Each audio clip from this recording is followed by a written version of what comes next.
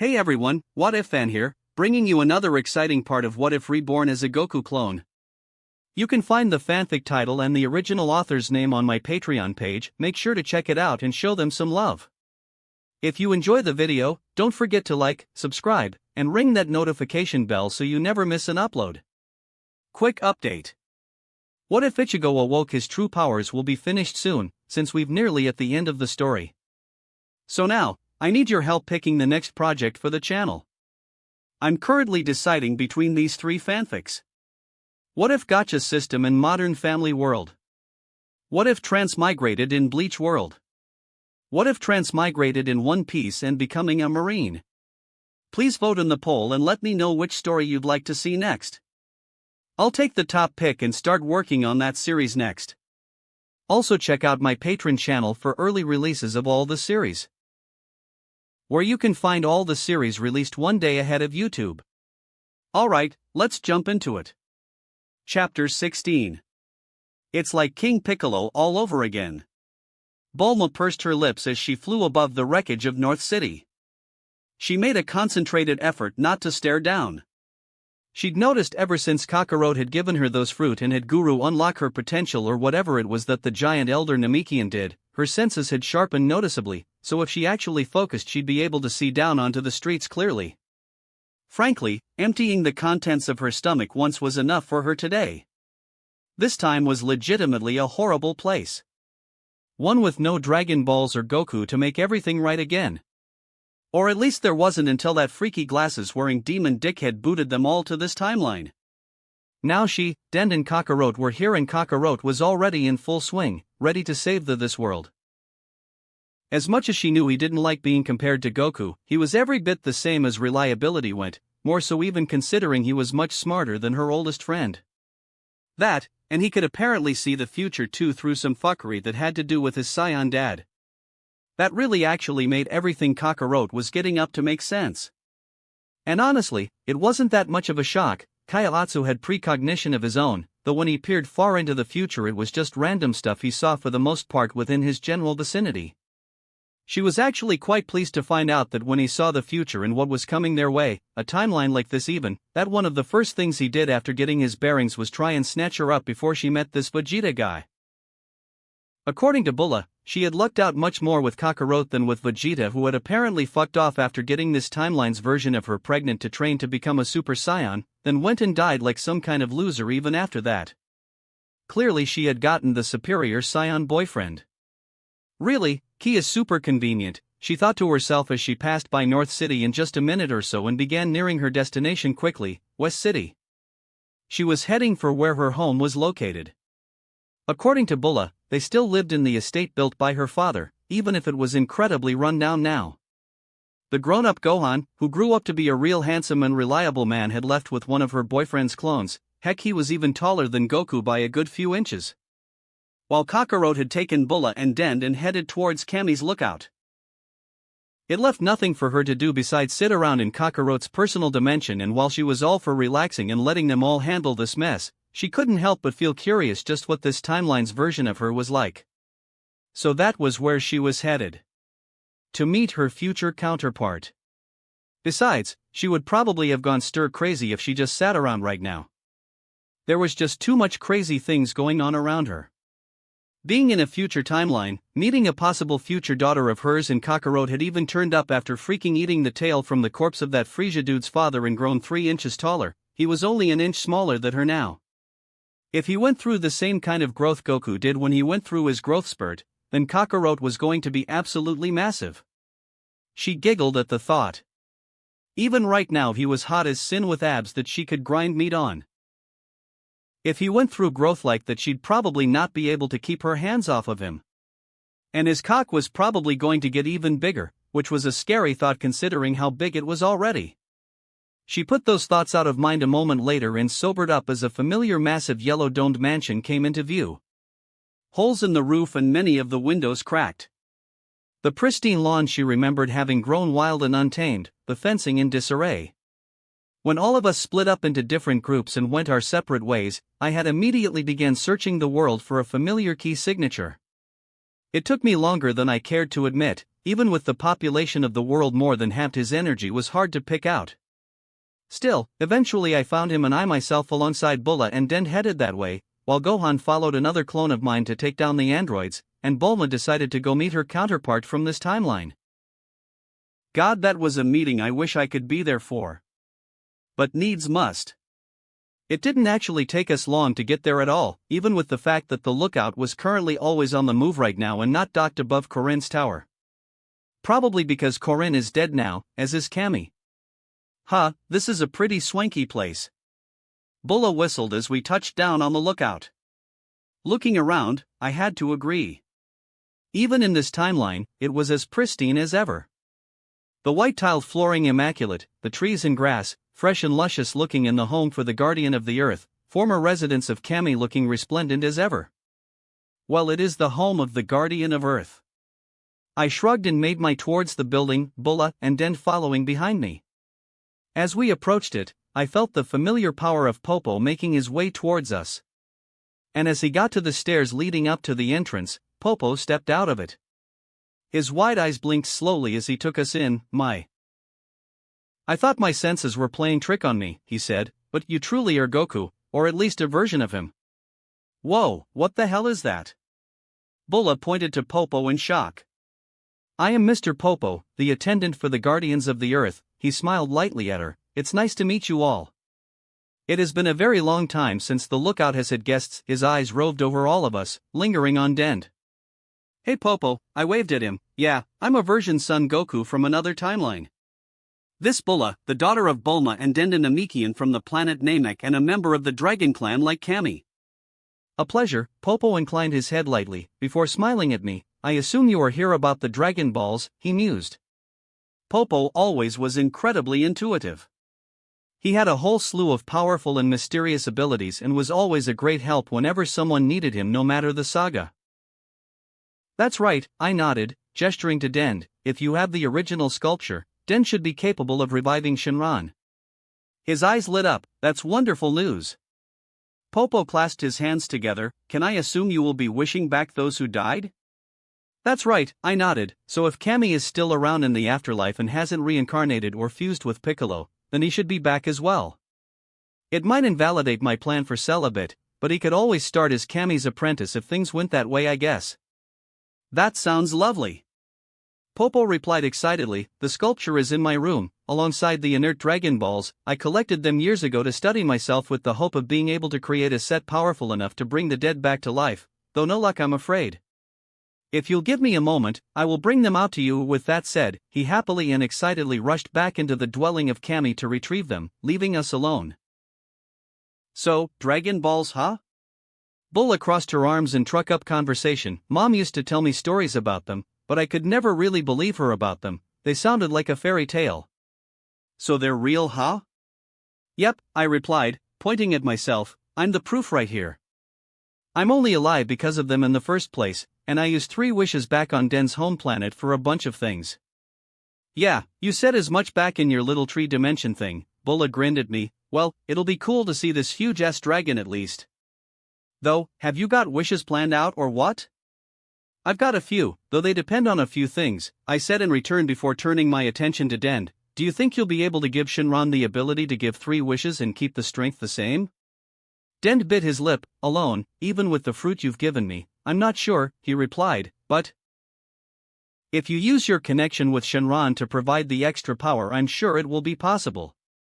I grinned. Perfect. Well, there were quite a few wishes I'd like to use. There were 2 specific ones I wanted to get here and now. But it would be a dick move to use up all the wishes and not bring back everyone who had died here. Thankfully, it seemed that with the connection I had with Shinran I would be able to circumvent that little issue. Thank you, Cammy.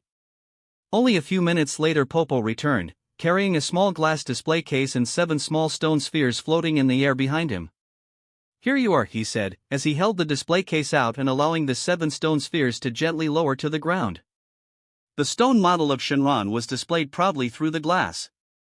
Oh wow, what an interesting shape. Den praised as he looked it over and carefully took the glass case from Popo. Careful now, Popo giggled, I helped shape it now. I will be, Den smiled at him before turning around and placing it gently on the ground in front of him. Should I just start right away? He asked me. If it's not too much of a bother, little green. I smiled at him. Then I'll get it done now. Den smiled back before turning towards the sculpture of Shinran and raising his hands, his eyes beginning to narrow in concentration, golden light beginning to form an outline around his hands. Huh, that definitely isn't key. Bulla leaned forward and eyed him in interest. I can't sense it at all. Akula Kapanarapun Shinran, Den began chanting, the golden light from his hands gliding down to settle around the stone model of Shinran, suffusing it with the same golden glow. Shalala, Propungo Shani Mitala. A sound like whistling began to emanate from Den's form, the golden light spreading to his entire body. Then, strings of golden energy sparked from his body in a whirlwind of magic power and swarmed around the statue of Shinran. The sky began to darken above and the statue began to glow brighter and brighter until it was like a small golden sun was forming into existence in front of me. Then, the golden light exploded. It shot upwards in a massive winding beam of golden light and swirled above the lookout like a serpent, before splitting into 7 different parts and dive-bombing back down faster than a bolt of lightning, piercing into the 7 stone spheres. The flash of golden light died down and the sky cleared up. And a moment later, 7 orange spheres humming and glowing lightly around each other replaced the 7 stone spheres. It's done. Den collapsed on his backside, panting. He turned to me and smiled wearily. When you summon Shinran, give your energy to him. He should be able to accept it due to your close nature and connection with the Shinran of our time. Easy enough to follow. Good work, Den, you're amazing. I stepped over to him and rubbed his head gently, really getting close to being Super Kami Dent. He ducked his head shyly and laughed lightly at my praise. It's only natural to help you out after all you did for us back home, right? He mumbled. I think he was trying to do it quietly so I didn't hear, but I did anyway. So these are the Dragon Balls, huh? Bulla walked over and picked one up, the 6-star ball, and began examining it. They sure are shiny. That's them, I nodded. May as well get around to using my wishes now then, but before that, hey Popo. I called to the counterpart of my creator. Yes, he turned to me and asked. Do you know what happened to the seed from the Tree of Might after Tulls attacked this planet? I asked him. Popo hummed, an odd question. But, if it survived the destruction of the tree, then I do believe it may be within the crater that was created when Goku killed Tulls with the spirit bomb. Would you be able to find it? I asked, suppressing my own excitement. When I first planted the Tree of Might in my personal dimension, it had taken up half of the island within it. But, the island had grown quite a decent bit, and should have more than enough room for another. And if I can get my hands on another seed, then I can double the amount of fruit I gain per day. If it was not destroyed, it should not be a problem. Popo replied. Can you get it for me while we make the wishes? I asked. You can teleport to anywhere on Earth, right? It's quite important to find it if it's still in existence. I do not see why not, Popo shrugged. As long as you make the wish to revive Kami and Piccolo, I will happily do this for you. Yes. I mentally cheered and resisted the urge to fist bump. Don't worry about that, I'm planning on bringing them back regardless. I said in return. Very well, then I shan't be long. Popo clasped his hands behind his back and nodded. Kai Kai, he stated simply, and then completely vanished, his ki disappearing and reappearing very far away to my senses. What the hell? Bulla gaped. He just disappeared and I felt his ki appear on the other side of the world. Yep. Popo was bullshit like that in some ways. Though, that's weird. I thought he needed his flying carpet to teleport around? Guess not. I shrugged. Right then, let's get this show on the road. I cracked my fingers before turning towards the Dragon Balls, gesturing for Bulla to put the one in her hand down, which she quickly did. Arise, Shinran. I commanded after she placed it down amongst its brethren. The sky darkened immediately and the 7 Dragon Balls erupted once more into flashing bright golden light that conjoined together into a massive beam that flew into the air, swimming through the air like a serpent through the water. Growing, and growing until it encircled the lookout easily 3 times over. The light receded a moment later and in its place, was a gargantuan, majestic serpentine green dragon with crimson red eyes. I am the eternal dragon.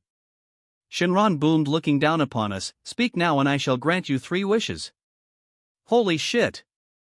Bulla screamed in shock, while then merely appraised Shinran with a smile on his face, a proud one at that. Yeah, the little guy did some really nice work. Shinran! I shouted up to the amazing beast of a dragon. I wish for the ability to use my magic power like a magic user born with the ability to. An easy task. Shinran snorted, his crimson red eyes beginning to glow. "Your wish is granted." As soon as he finished speaking, I felt something click within me. Like a key being inserted into a lock and turning, opening it up. I could always feel the magic in me, but it was like there was a massive wall within me blocking me from grasping it. The only way I could access it was a small hole, as it were, or at least that was what it felt like to me, a small hole that fed into my connection to Shinran and Purunga and threw them into my ki. But now I could feel it freely, grasp it as easily as my ki. I grasped it and dragged it.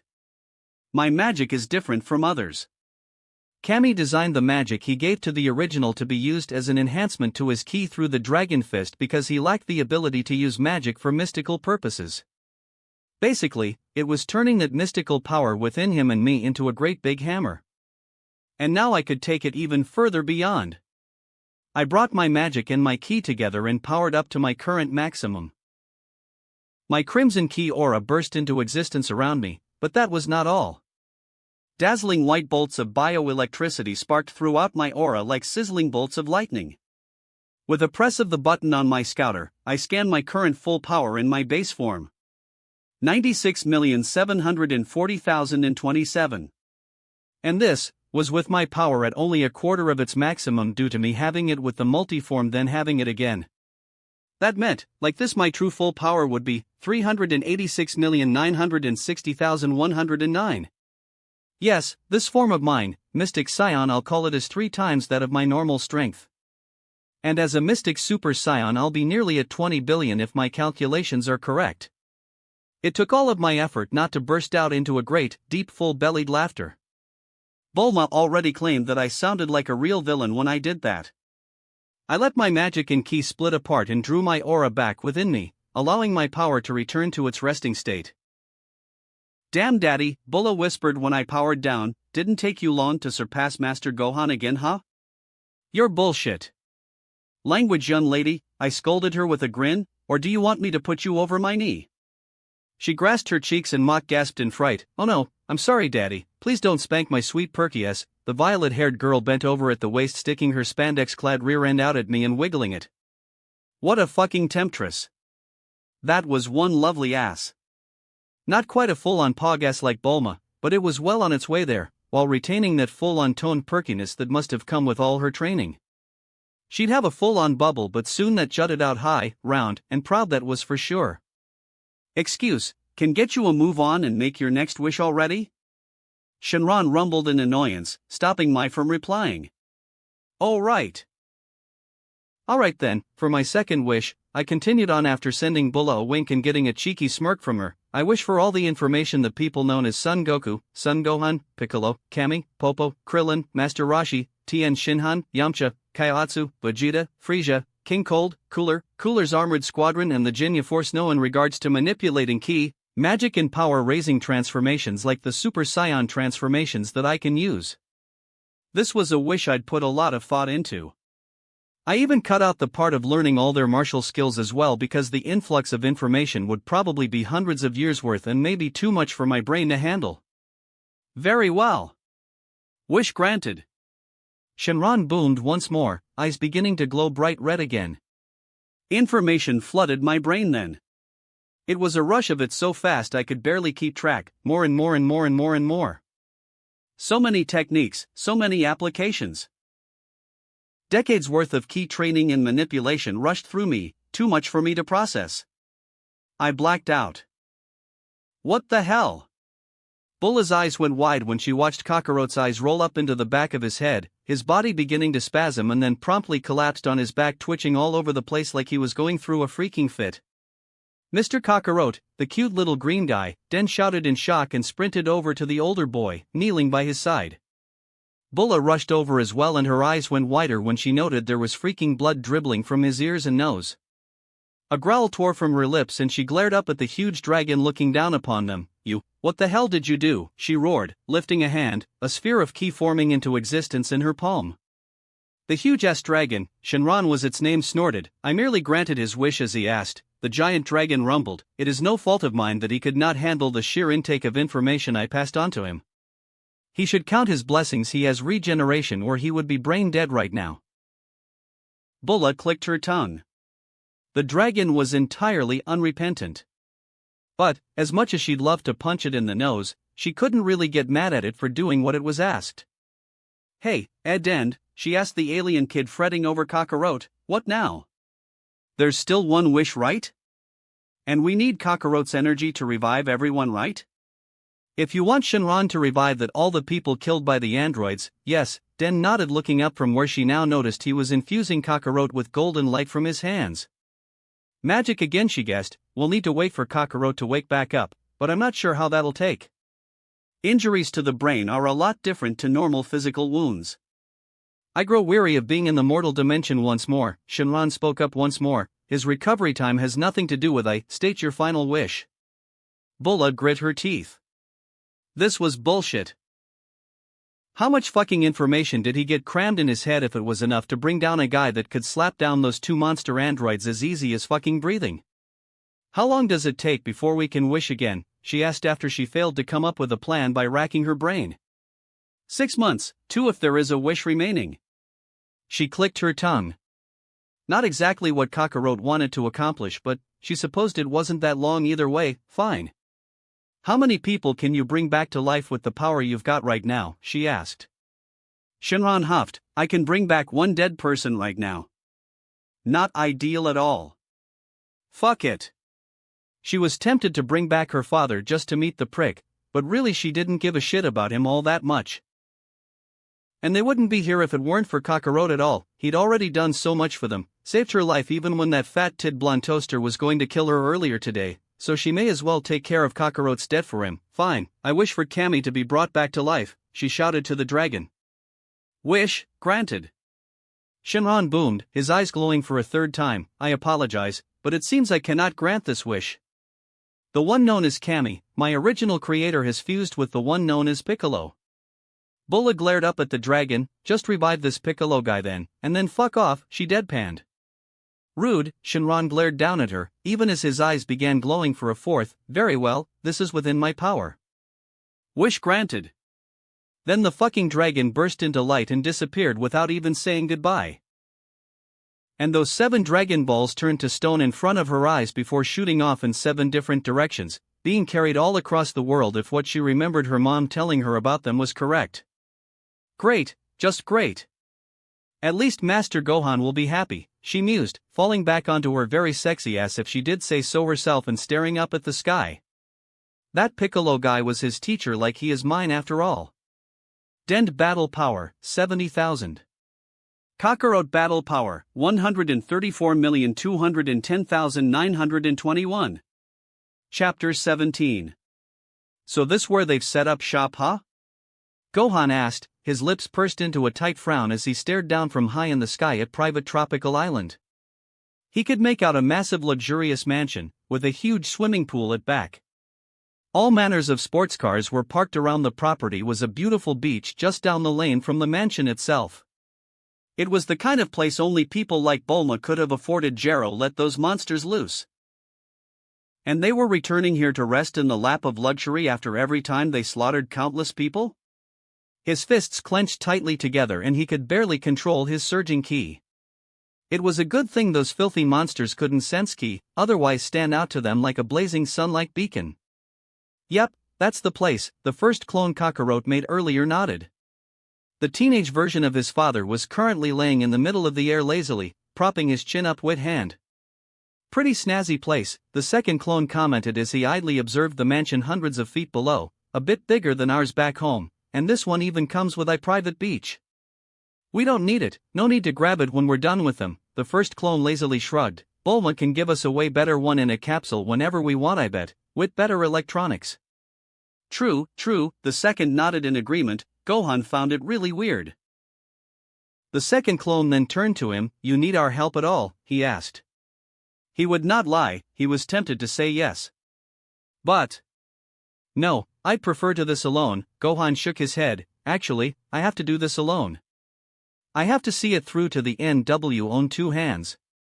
Fine with me, the less work I have to do carrying everyone else on my back the better, the first clone shrugged, before narrowing his eyes at Gohan, and despite the fact he was stronger than this clone in the base state, he found himself tensing up under his gaze. Keep that temper of yours in check though, Gohan. Just knock them out and restrain them their limbs if you want, beat them to within an inch of their lives even if it makes you feel better, but make sure they're still alive and in one piece. I know. Gohan merely nodded. It was so very odd to hear a version of his father making it plain as day he was fine with him indulging in such brutality, and if it were anyone that targets Gohan would be horrified. Alright then, the second shrugged, then we're done here, bring them to the lookout when you're done, he told him, and then just phased away, completely disappearing. Remember to put your big boy pants on, the other said with a grin, before he too disappeared, returning to the original Kakarot. Gohan took a deep breath and centered. Then, once he had done that, he allowed his mind to drift back to those memories of long ago. Of his precious mentor being pierced through heart, and the kind reliable Krillin being teamed up and erased from existence from 2 sides with massive beams of ki. That familiar rage bubbled up within him and the primal golden radiance within him surged up and swallowed him whole. Rah, he snarled, an aura of raging gold bursting into around his body. And then he threw himself into a deep dive and slammed into the mansion, creating a massive explosion that wiped it from existence and all their toys alongside it. When he stepped out of the rubble, he found them both pulling themselves up out of it. Android 18 was nursing a bevy of wounds and ripped clothing from her bout with, while Android 17 was no worse for wear and merely brushed himself off.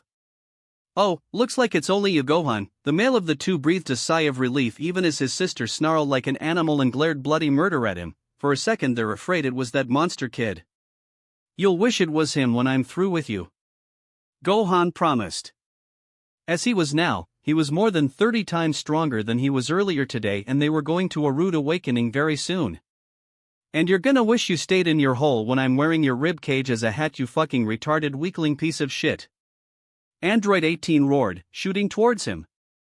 So I'm back, Piccolo noted as he found himself standing amongst the rubble of a completely totaled city and tens of thousands of decomposing corpses littering the streets. It was the oddest thing.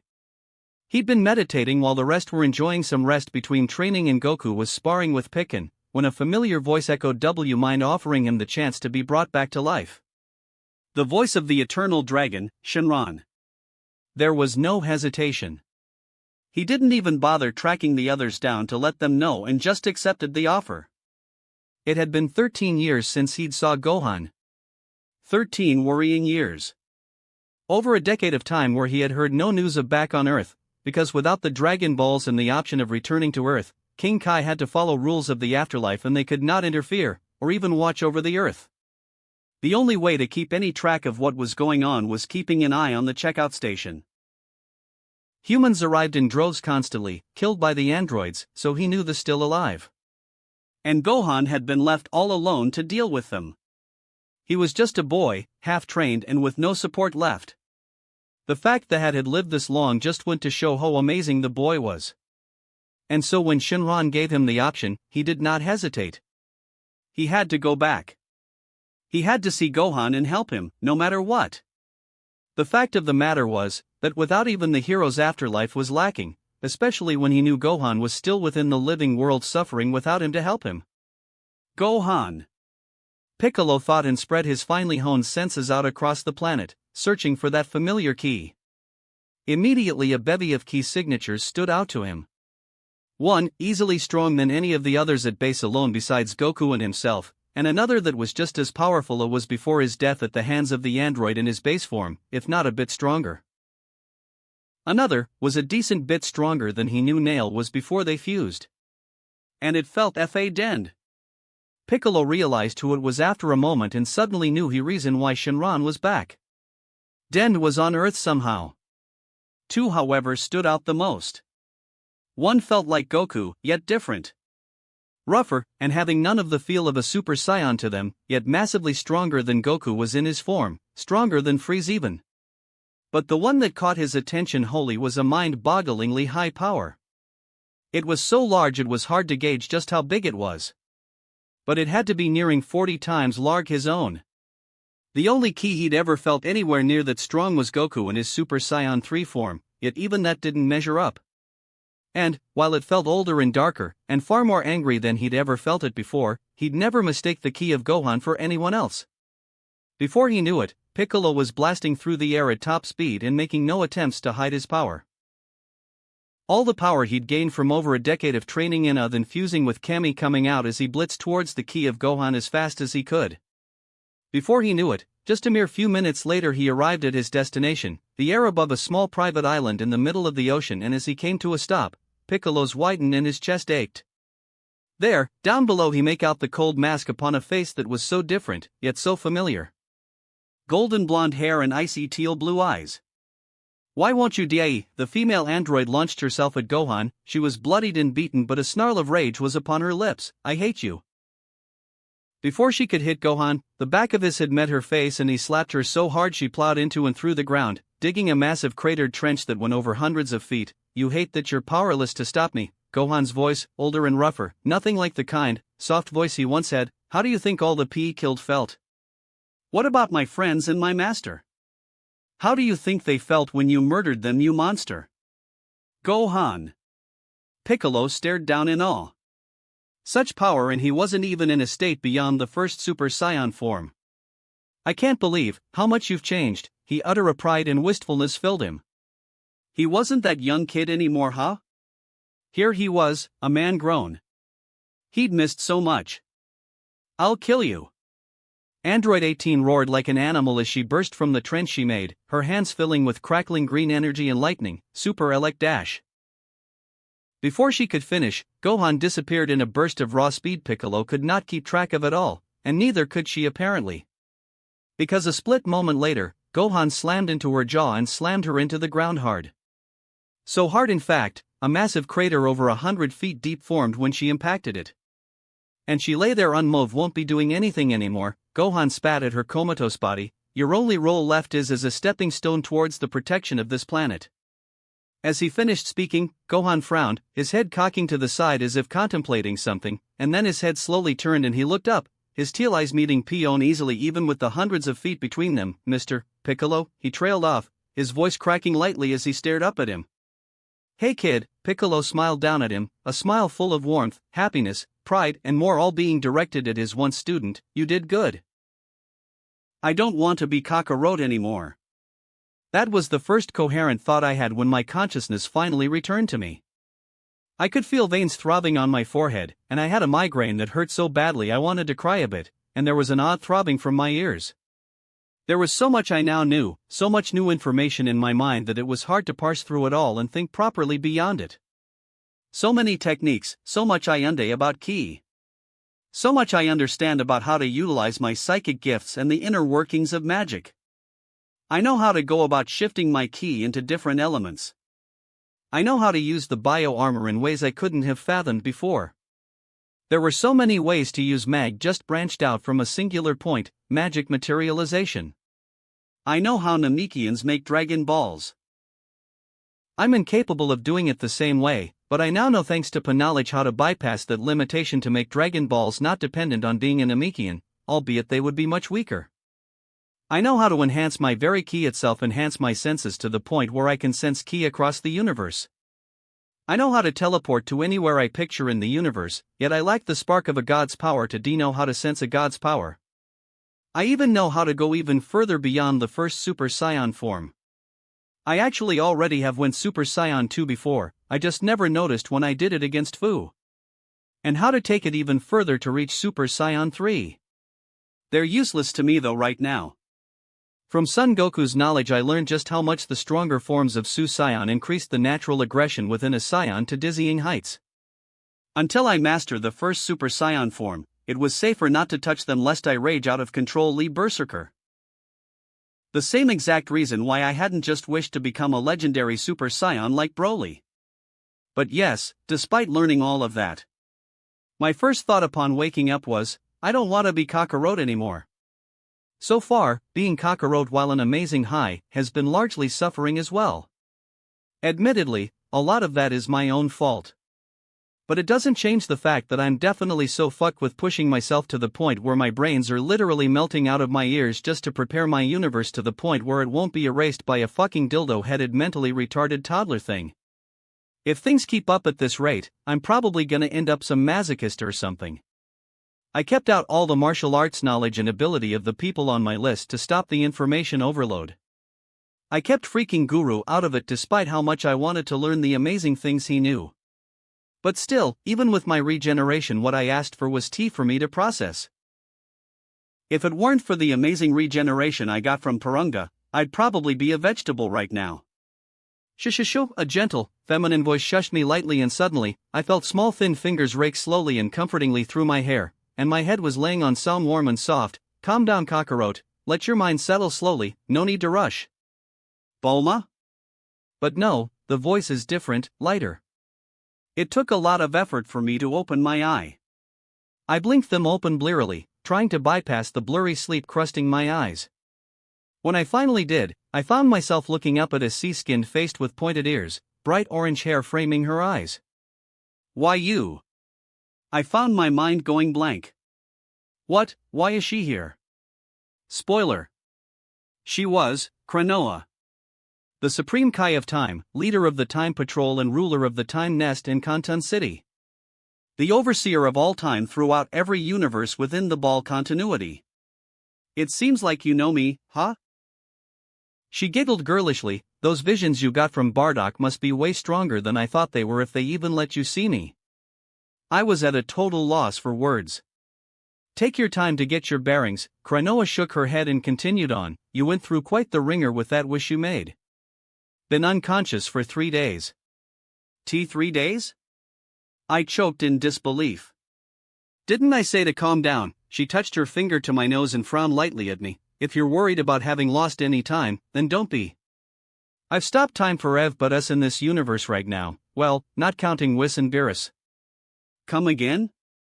You can do that? I found myself asking. Stopping time, she asked, arcing an eyebrow at me, and not once stopping her ministrations through my hair. Yeah, but that shouldn't be a surprise. I mean, if your wish or anything to go by, you can now too. That's right. I can do that now. But I could only hold it for so long because I'd be suffocating all the while during it. She it seemed had frozen time for 3 days straight and casually talking to me. I suppose, I ended up answering with, but, it begs the question. Why are you here? Oh, I think you already know, Kakarot, she laughed lightly. And with her free hand, she reached down and grabbed one of my own, lifting it up to show the time ring on one of fingers.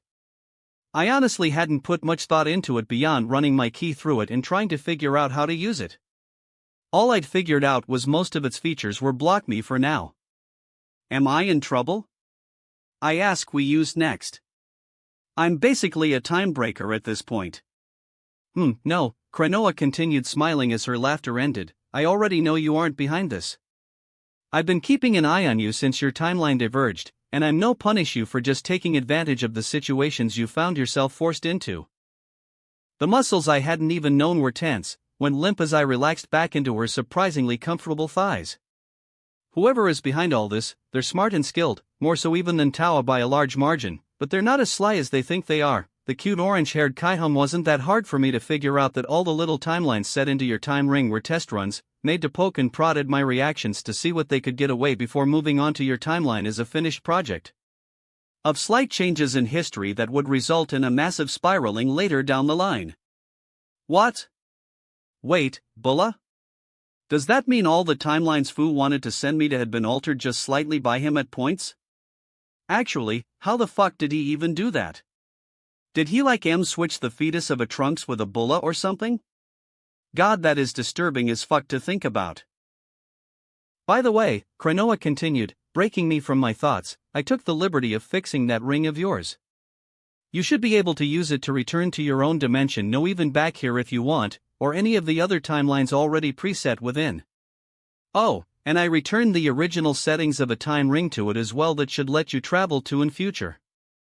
This is going a bit too fast for me. Isn't that against like the sacred rules or something? I gaped up at her. For the most part yes, but if you know about me, you know about the time patrol right? She suddenly grinned down at me, then you should know that in special cases, like why I'll let some things slide. Though, you'll be unable to go to the future back in your own timeline. It's a whole new timeline that even I can't jump ahead in thanks to you being in existence. She tapped my nose teasingly again while I tried to wrap my mind around this whole situation. So Kakarot, how do you feel about letting me know who exactly is behind my headache, and how do you feel about working with me? She asked. Like a time patroller? I asked, raising an eyebrow in interest. The Time Patrol, from what I know, are based in the core universe. That means, as a resident of there, I will never to worry about Xeno wiping me and the universe out and only need to worry about getting strong enough to deal with idiots like Tawa and Fu. I could wash my hands of having my entire universe by my own hands. God, that would be so fucking amazing, sign me right up. While that would be preferable, not right now, she denied me and I resisted the urge to click my tongue in disappointment. You've already got a lot of eyes on you. If I be back with me, that bitch Tawa is definitely going to try and poke at you. And besides, Mystery Man will know I'm onto him if I bring you back. I'm already expending a lot of NB in two places at the exact same time in two different universes without looking like I've left the time nest at all. I blinked and just kind of stared up at her in confusion. What? Krenoa waved my question off. Just understand that I'm doing a lot of crazy stuff right now to meet you without letting that whoever this guy is know I'm meeting with you while I'm onto him, she said, before asking, so, are you in? Yeah, you know what? Fuck Fu. I don't care if you're actually a good guy really at heart, the fact of the matter is, you fucked with me and made my life even more of a chaotic eat shit jackass. His name's Fu, he's a little science project made from that stupid Tawa and her walking talking petri dish of a dildo Mira. I flat out began divulging everything I knew about him. Dude is basically what Cell wishes he could be. He's part Scion, Kai, Demon, Human, Namekian, Eternal Dragon, you name it and more, with the DNA from the best throughout TH timelines. He's wanting to fuck up timelines to collect some crazy energy that changes cause and use it with something called the Universe Tree to create his own universe. Her fingers stopped trailing through my hair and she stared down at me, deadpan. You're kidding, right? She asked, looking at me with dead eyes. Other than the fact that he apparently doesn't actually want to hurt anybody and will try and make things go better for the timelines he changes, that's about all I know. I shrugged. Perfect. Just perfect, she groaned, palming her cute little face with one cute little hand, and I thought dealing with Demigra again was a pain. She clicked her tongue and shook her head before looking back down into my eyes. We're gonna need a lot more firepower if we're dealing with someone who can manipulate Universe Tree, Krenoa told me flatly. Even Chronal won't be able to match up against something like that right now. Chronal? I raised an eyebrow in confusion. That was one name I'd never heard of before. Perhaps someone from Dragon Ball Heroes. Oh, him? Chronal's the strongest member of the Time Patrol, she replied. He's the partner of my top agent Trunks Briefs. He's a half Scion, half Kai, and is actually able to reach Scion Rose. It's only thanks to him we managed to deal with Demigra not too long ago. Krenoa sighed then. I wish he wasn't so tight-lipped about where he came from though, she mused. He's the first half Kai I've heard of and he was born with the natural god Kai and mortal ki. All he's let slip is that his father is apparently some freak of nature and so monstrously strong he makes Demigra even in his demon god form look weak. What kind of motherfucking Gary Stu piece of shit is that? He's most likely the hero from Xenoverse 1. But holy fuck, what the hell is that? Who the fuck does he think he edgy motherfucker Zicorn from that one fan series? The dude who was the son of Goku and that one Supreme Kai chick that got killed by Kid Buu. Seriously, the son of Goku and it was like some edgy motherfucking overpowered Mary Sue self-insert character. It'll take me a while to get as strong as a Super Saiyan god. I replied after putting that crazy shit to the back of my mind. I know, but you're making good time, she smiled at me. Besides, I've not just been idle here. I figured something like this would come up, so I went ahead and did a little bit gardening for you. She swiped her hand, and a portal shimmered into existence beside us, and I could see my personal dimensions, my personal dimension that now had two monolithic trees piercing up miles into the sky. How the hell? I sputtered. I need to give permission for people to enter my dimension or open it myself. Krenoa grinned cheekily down at me. time and space are parallel concepts, you cannot manipulate one without some ability with the other, and this little dimension of yours knew and you've put in no barriers around it, so it was simple for me to open up a portal to it, she explained to me proudly. So when I got here and found Mr. Popo having left he found for you on the nightstand beside the bed they put you in, I went ahead and planted it for you while here.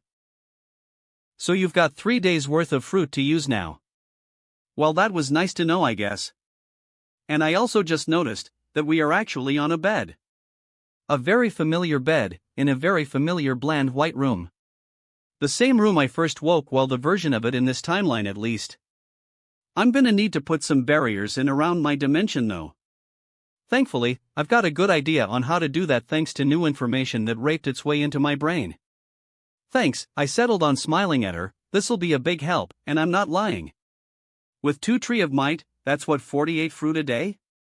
At 20,000 increases per 960,000 worth of battle power a day, and for all 3 days worth, 2,880,000. With my magic unlocked and the my Scion form, that will be 3 entire Frisia worths in Super Scion. Good to hear, Krenoa beamed, before clapping her hands together, her hand leaving my hair for the first time, so, I think it's best you keep with Fu unaware that we're war together. For now, feel free go crazy throughout the timelines he's got loaded in that time ring of yours and use all the chances you can get to your advance and get as strong possible. I'll do my best to mitigate the time break energy Fu will be able to collect from your actions. Isn't that bad though? Aren't you supposed to stop things like that? I asked. She shrugged, yes, but compared to the crazy amount Tawa messed up, it's a small amount and worth it compared to how much this fool will do later on, she replied. Now, I need to get a move on, my energy is running low now. Is there anything you need from me before I leave? Not really. I kind of just want some alone time to process everything going on in my head right now. Beyond telling me how I can contact you later and I paused as a thought mind. Actually, there is one thing that comes to mind. Oh? Krenoa raised an eyebrow at me, and prompted me to go on. King Yama's fruit, are they actually a thing? I asked. She stared at me for a moment before blinking in comprehension. Oh, those things? Yeah, they're real. They taste great, but they only double your power the one time, so even eating more after the first one they won't do anything for your power, she replied, then grinned impishly at me. Actually, hold that thought, cutie. Kai. Ha? I uttered in surprise as her thighs disappeared from underneath my head and I felt soft fabric under my skull. A moment later, she appeared standing on the bed above me with her grin still on her face, holding a large golden apple in one hand. Here you go, she held it out to me. Once reach past a certain point they won't work either and I think you're approaching it. So you may as well take this right now before you miss the chance entirely. Okay? I replied hesitantly. Man, my brain is way too full with unprocessed knowledge right now to take this all in easily. I lifted my hand and she dropped it into my palm. I go about growing a tree of them? I asked before she moved on. Just plant the seed from inside the fruit in your little dimension, it grows on life force just like the Tree of Might. Yama planted his tree near hell so he could use the residents supply the energy. She pointed out something quite horrifying sounding with a giggle, and don't worry about contacting me, I'll generally be keeping an eye on you. So if you just say so when I should hear. Bye now, she told me, before bending down and patting me on the head and disappearing entirely. I heard the sound of something shattering, but saw nothing. Well, that was something. I muttered in a daze, shimmying up to lay my head on the pillow. My eyes dropped to the golden fruit in my hand. May as well do it now. I mused, and brought it to my mouth and bit into it. As soon as I did, I felt my power well up inside me, massively ballooning in size. Kakarot battle power, 268,421,842. Chapter 18. Not only did my power massively grow, doubling in strength, I was also filled with energy and the need to act. The pain in my head faded away and my mind ran at a mile a second. I'd say a mile a minute, but that was way too slow to use as a metaphor for my turbocharged mind. With a swipe of my hand I opened a portal to my personal dimension. In my hand, I held a small golden seed half the side of my fingernail left behind after I finished the golden gifted to me by Krenoa. Since I could open a portal anywhere in my dimension, it was a simple matter to open it up just above the ground, and I stabbed a hole with my finger, planting the golden seed and covering it up. Unlike the Tree of Might, it didn't immediately start sprouting, but I could feel as another connection formed within the dimension, in the soil of the island gifted to me by Guru, of feeding on the massive ki I passively filtered into the dimension itself. Well, no matter. I pulled my arm out and closed the dimension behind me before hopping up out of bed. I made to leave the room when I caught my reflection in the mirror. I was bare-chested. Seems someone had removed my bio-armor somehow. Most likely Kranoa, I'm thinking. And looking down, my GI pants weren't in very good condition either. Probably because fight with Fu that ruined my top, and most likely because of me letting Android 18 blasted me as she pleased. Well, they were kinda useless to me now anyway. The way is pretty much negligible now. Here's something interesting about Scion Zenkais. They do not just improve a Scion's power. They enhance the physical body to handle that added power as well. I kicked off and then tucked my finger into the waistband of my GI and boxers, and with a simple tug, ripped them off fully and dropped them to the floor. I looked at them and called upon a portion of the knowledge I gained earlier, and fired a pair of crimson eye beams that wiped the clothing and boots from existence. I looked at myself in the mirror and couldn't help but smirk and curl my biceps together. I'd already had the musculature of a Greek god before, but after eating King Cold's tail, muscles have bulked up a little bit more, my shoulders broader. Yet even with how broad and powerful my muscles are, they are perfectly proportioned to not limit my speed and of motion. Truly, the Scion Zenkai is a beautiful thing. My species knows through our genes alone how to build the most powerful build for a warrior. It just needs the resources. God, do I have the resources on hand for that?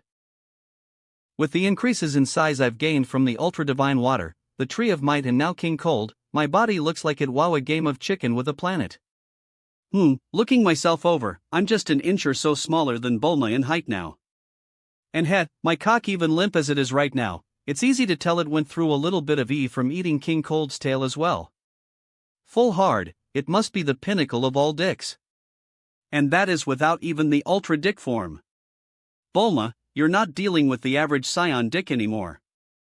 I chuckled. I was about to create some bio-armor to cover up, when a better idea came to mind. I think it's a time to test out molding my magic into a spell. I pulled on the information I gained from Piccolo and Kami specifically, and then aimed my finger at myself, picturing a specific outfit in my mind: clothesbeam. I smirked as I my magic the same way from my memories. A golden beam shot formed my finger and hit me in the chest, and in a flash of light my nude form was covered once more in my ADM outfit in the mirror. A plain white top under an open gray, short-sleeved jacket, a necklace hanging with a blue crystal hanging from my neck. While I wore black jeans and stirred reminiscent of Scion armor boosts on my feet the same color as my jacket. Damn, you are one sexy beast. I winked at myself in the mirror, before turning on my heel and leaving the room behind. I could feel a multitude of gathered powers out on the lookout. One that was incredibly familiar, yet unfathomably stronger than I remembered. I paused as I felt it and my eyes widened. Shit, I passed out because of all the information I got from Shinran, fuck. I cursed internally. I drew on my new experience with SPI control to enhance my key sensing and spread my senses quickly across the planet. I clicked my tongue when I felt just how low the population still was, and the only new big and familiar power I felt was Piccolo. Which meant, they most likely could have only revived one person because I wasn't awake to supply Shinran with power to revive more.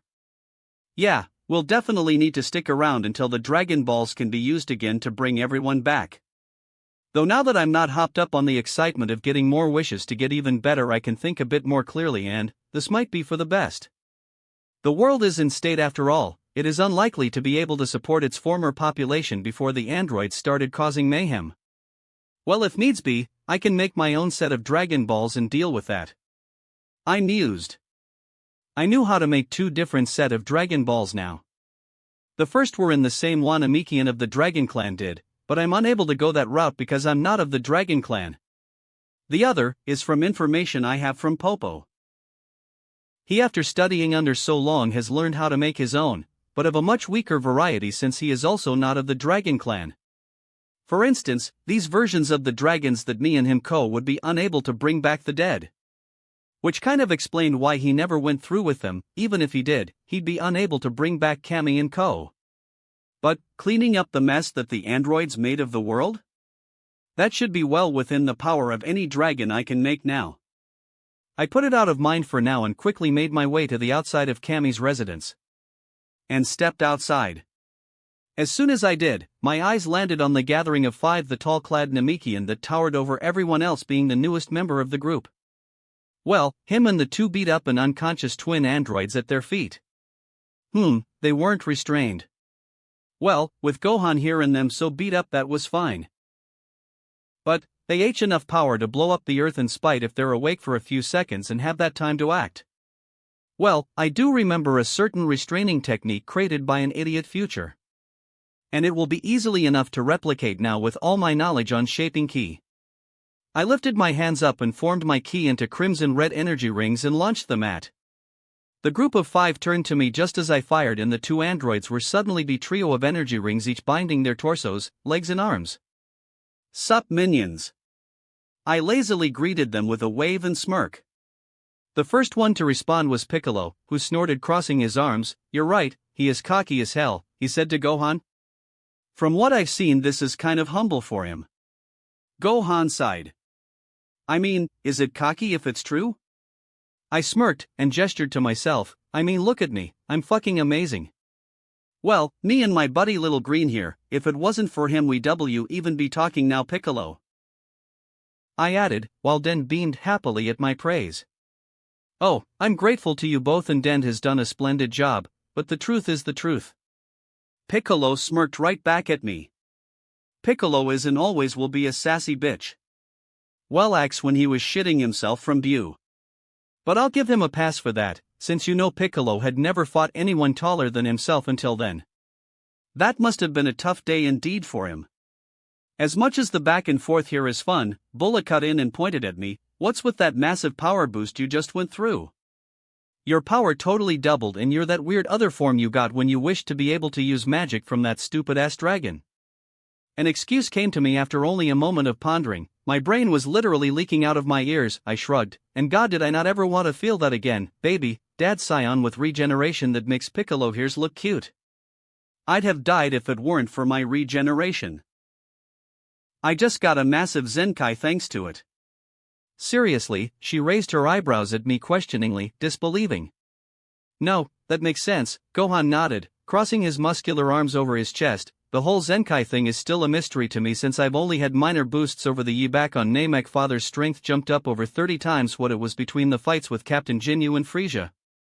A mere doubling of his power, no matter how high, is within the ability." "Damn, lucky." Bulla clicked her fingers and pouted at me jealously. I merely tilted my chin up at her smugly. "Don't be so jealous, Bulla," Gohan smiled in amusement. "Your power has grown over 70 times today." "Yeah, but I still don't even come close to any of you 3. She replied, pointing at me, Piccolo and Gohan. "Bah, enough of this," Piccolo rolled his eyes. "Fun and games can wait until we're done with the androids." Gohan filled me in. "Where do we find this cell thing you told him about?" "Ah, what a stick in the mud, as always." "In the northern mountain range from North City," I replied. "But before that, Den, can you work your magic on Piccolo as well?" "I can," Den nodded and eyed Piccolo. "If you're okay with it?" "Potential unlocking, huh?" Piccolo hummed. "Sure kid, I'm fine with it. But once he's done, we're going after the cell guy. The sooner these androids are dealt with, the sooner we relax." "Fair enough," I agreed. "I suppose you'll be wanting to get right to finishing Gohan's training, right? He has all the power he needs for now, but he never had the training the UT properly or fight smarter. If he did, he could have just sniped the androids with your special beam cannon long ago. That was one thing I just didn't get. He had the power, and couldn't sense him. He could have easily killed them if he fought smarter." "That's right, kid still needs me to knock his head around a bit, it seems." Piccolo smirked a fond smirk at Gohan as he bent down to let Den reach his head. "Oi oi, gimme a break already." Gohan scratched his neck and looked away sheepishly. "I didn't know they couldn't sense energy. They didn't exactly advertise that fact, okay?" That I could have actually been able to train much harder. I was only limiting myself because I thought they'd come running the second I raised my power much higher than the human. Hey, now that I think about it, that made a lot of sense. This is really freaky. Her future counterpart noted as she sat down across from her, nursing a cup of coffee in a white mug. Right there with you, Bulma agreed, nodding. Honestly, I so was not expecting to get thrown through time just 6 hours ago. I mean, I've known it was possible for a while. I've almost completed my time machine at this point. Future Bulma shrugged, taking a sip of her coffee, but knowing it objecting meeting myself from the past are two different things. Well, at the very least me getting dragged here has given me a newfound appreciation for Kakarot. Bulma hummed, honestly, this timeline sucks. Bull is an interesting girl FO, but I'm so glad Kakarot ended up being brought to life. Yeah, lucky you, future Bulma rolled her eyes. You robbed the cradle for a literal few-month-old clone of Goku who can see the future, is way smarter than Goku and who is apparently already strong enough to smack around the androids before Vegeta ever even showed up for you.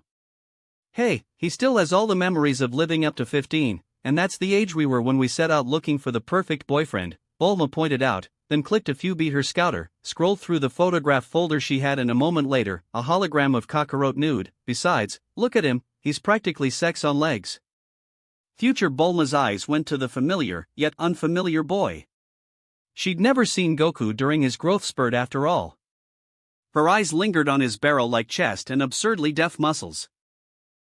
He's still a bit small, she noted before her eyes were drawn down to between his legs and the heavy length hanging deeply between his thighs, and she bit her lip. That's definitely not small at all. You should see it when it's hard, or when he's using that beefy form of his. I can barely get my lips around it, so big and thick, Bulma replied smugly, and besides, he went T another growth spurt while we were here thanks to some weird power-up thing he did. He grew like 3 inches, he's nearly as tall as us now. If he grows even the same Amu did when he goes through his growth spurt, he's easily gonna clear 6'5". Future Bulma cupped her chin as she eyed the image of Kakarot. You think he's interested in trading up? She teasingly asked. I've got a certain more mature appeal to me and teenagers never change, they all love a MILF. You wish. Bulma snorted. Oh, future Bulma really did. She hadn't been with a man in years, and never been with one in her life who apparently adored her as much as Kakarot did this younger version, apparently to the point where he'd given her more power than Gohan had. Last you seen him outside of his Super Saiyan form and regeneration on freaking top of that to make S never truly got hurt. The two main flames of her life were Yamcha and Vegeta, with a string of one-night stands here and there. One hadn't given her what she wanted, even when she let him sleep other women, while the other got her pregnant and fucked off. She hadn't even seen him since the day Bulla was born. He fucked off after that to train and only came back to do uselessly against the androids. She loved her daughter more than life itself, but she really should have went for Goku when she had the chance. Hell, Krillin was a superior choice to Yamcha and Vegeta. Hones rather give Rashi the night of his life than get back together with Yamcha or Vegeta. Fucking pricks, she gave them all they could have ever needed and they screwed her over end. So yes. Teenage stud Kakarot? Who provided for her younger self and gave her more than anyone else had beyond her parents. Sign her the fuck up. Too bad she never went through with that initial idea she had as a kid to train Goku into perfect boyfriend material. She might have gotten the partner she always wanted if anything to go by.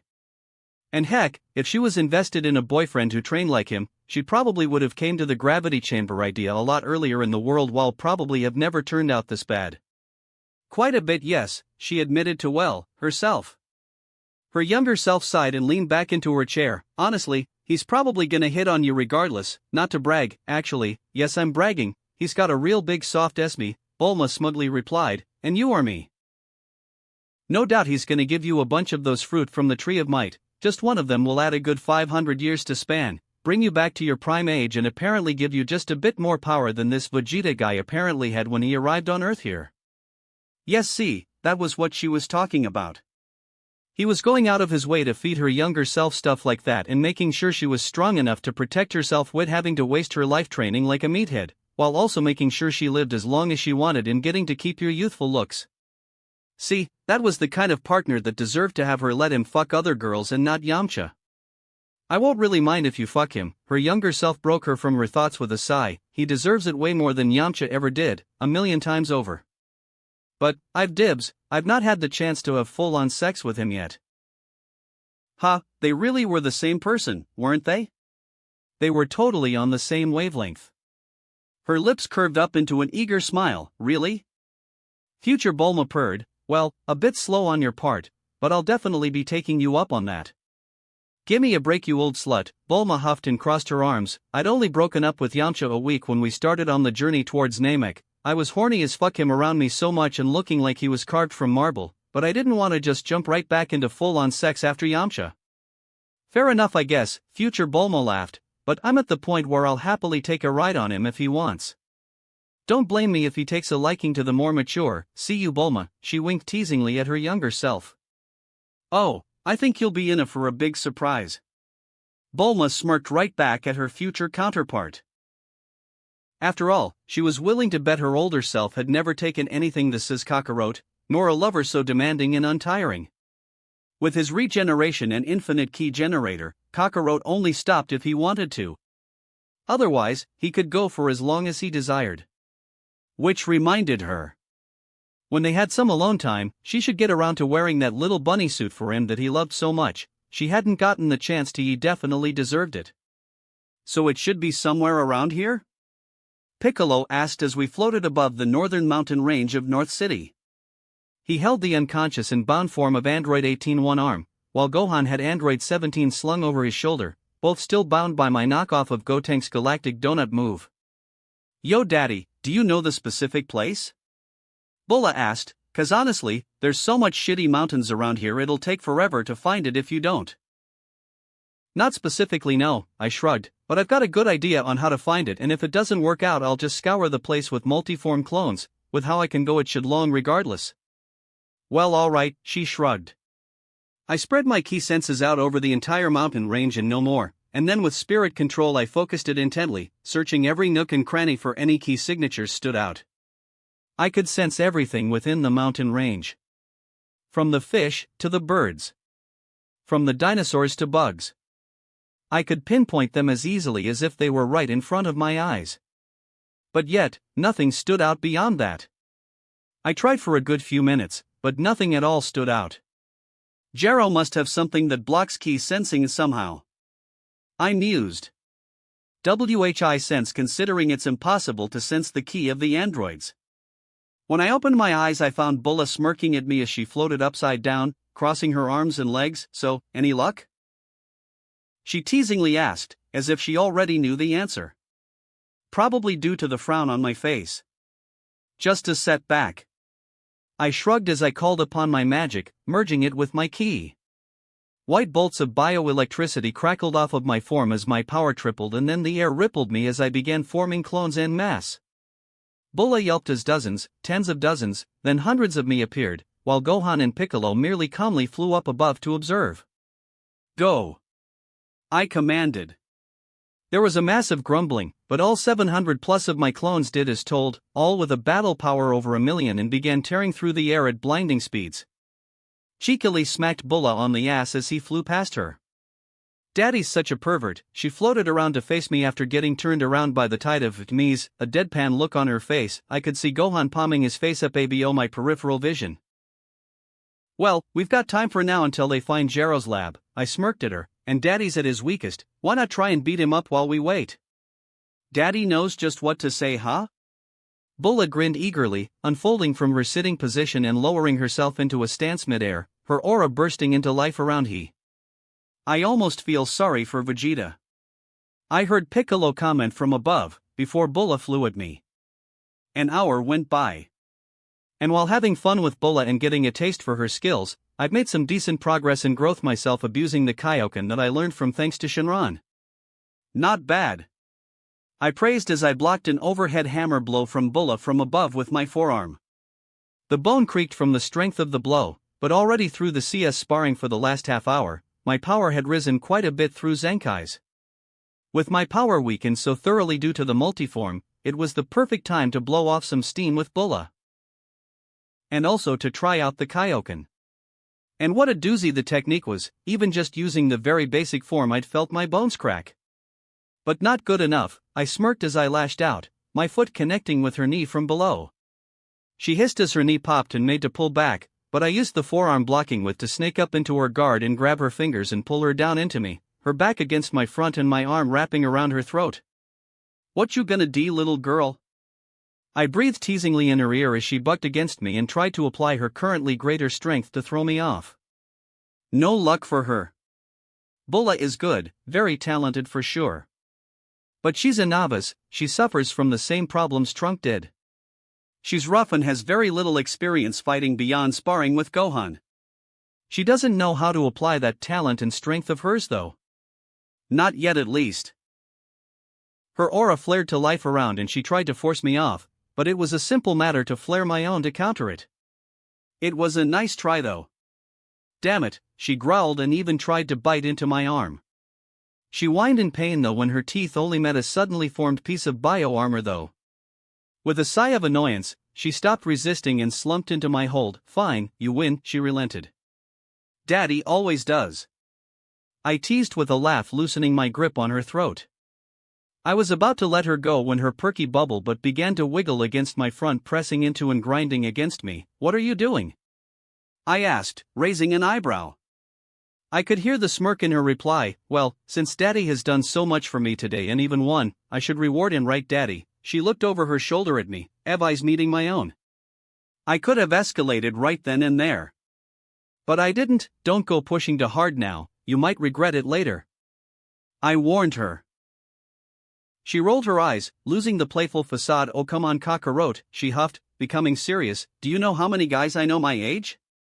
"Nope, why would I?" "None, exactly none, I've never even kissed a boy before," Bulla retorted, annoyed. "What about Gohan? He's not that much older than you," I pointed out, just for logic's sake, as much as my instincts demanded that I shut the fuck up.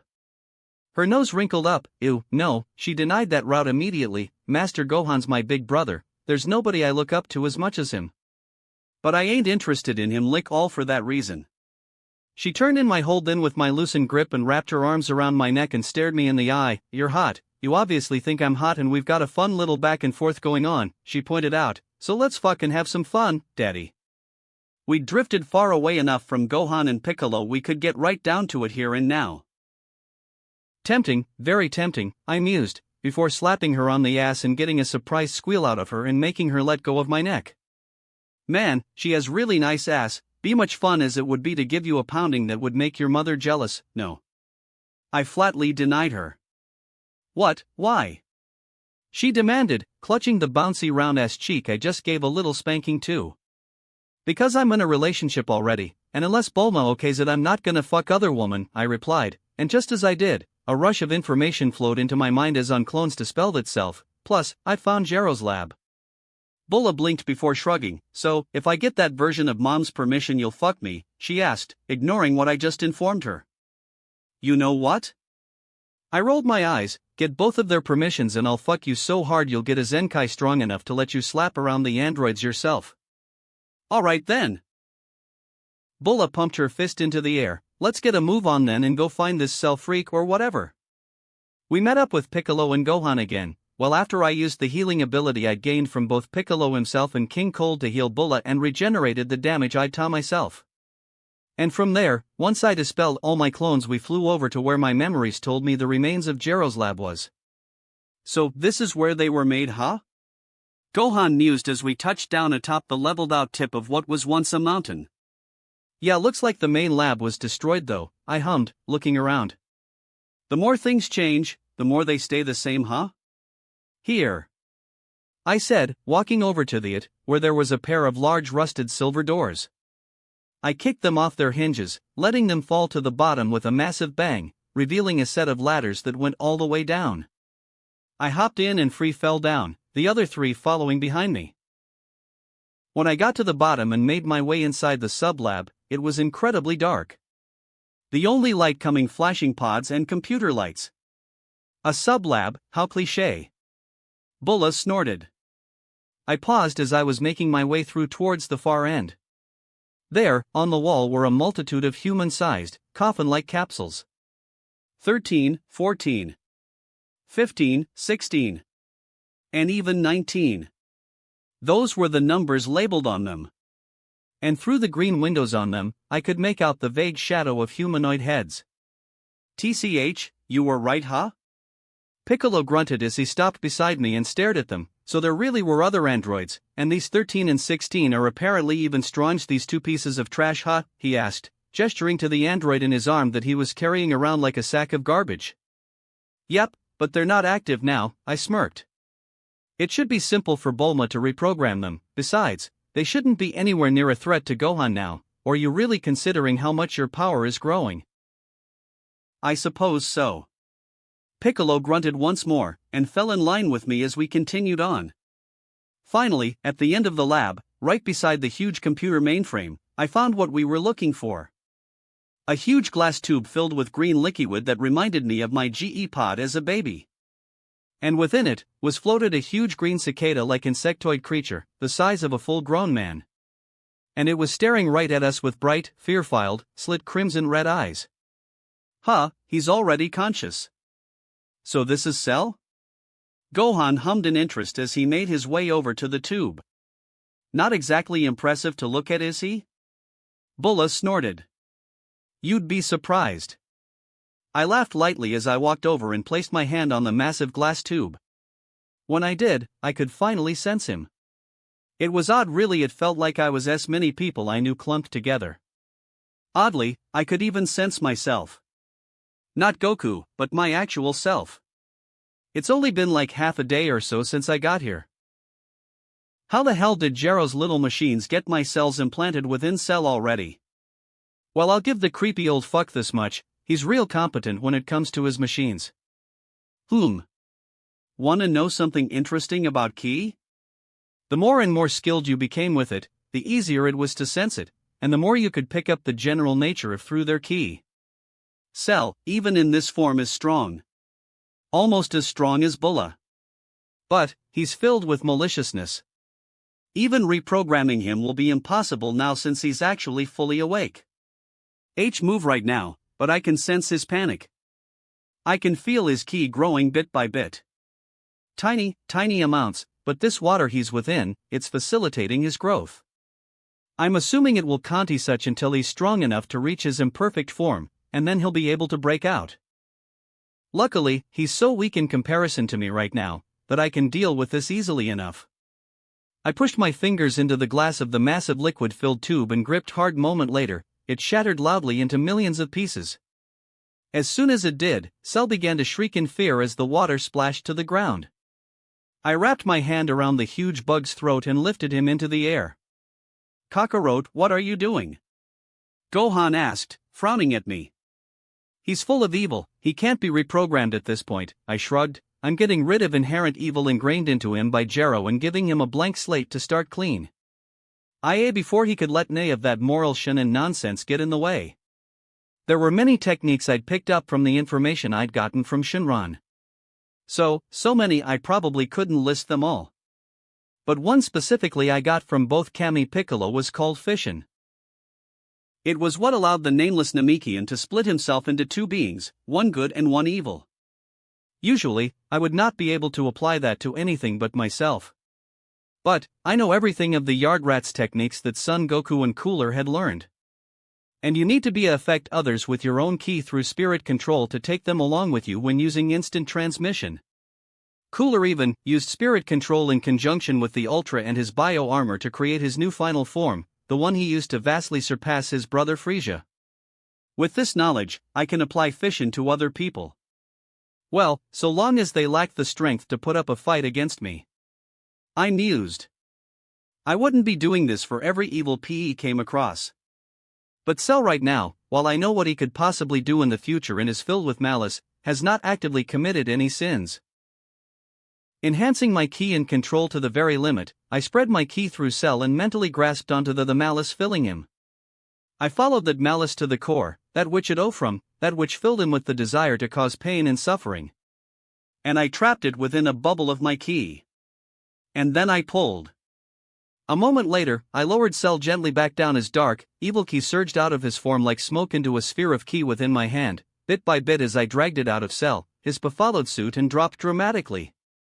When I was done, he had only a mere tenth of the strength he had before. I eyed it. I could destroy it. But, I have a better idea. I lifted my other hand and created a portal to my personal dimension.